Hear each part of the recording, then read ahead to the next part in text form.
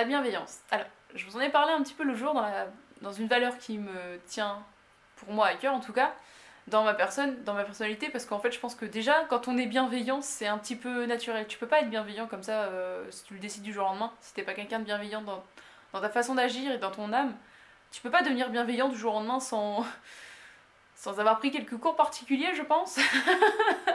La bienveillance, ça s'apprend pas. C'est quelque chose que tu vis. Et être bienveillant, enfin tu vois, il y a des gens, ils vont faire des choses bien, mais ils attendent quelque chose en retour. Et ça c'est pas être bienveillant. Ça, c'est être, je sais pas, finalement un petit peu narcissique. Non, égocentrique plutôt. Égocentrique. Quand t'attends un truc qui est censé te revenir, bah tu le fais pas vraiment pour la personne, en fait, tu le fais plus pour toi. Et dans ces cas-là, enfin, peu importe le résultat pour la personne, ce qui te plaît pas, c'est. Enfin, ce qui te plaît, c'est le résultat que ça va avoir pour toi à la fin, pas le résultat que ça aura pour une personne. Être bienveillant, c'est faire quelque chose sans attendre de retour d'une personne, c'est faire quelque chose qui te fait plaisir.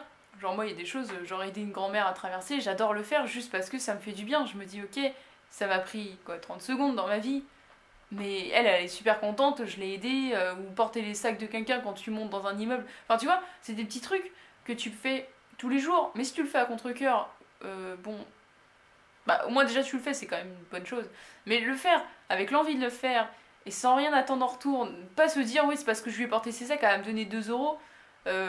Non, en fait, si tu penses comme ça, en fait, c'est pas du tout de la bienveillance, c'est du profit. Et être un profiteur, c'est clairement à l'inverse de la bienveillance.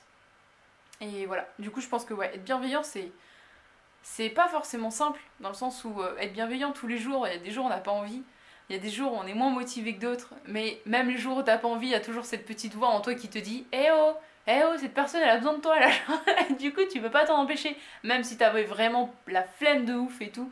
Et une fois que tu l'as fait, bah t'es tellement content de l'avoir fait parce que t'as aidé quelqu'un et que ça te fait du bien d'aider les gens. Et même pas que des gens, hein, juste des animaux et tout.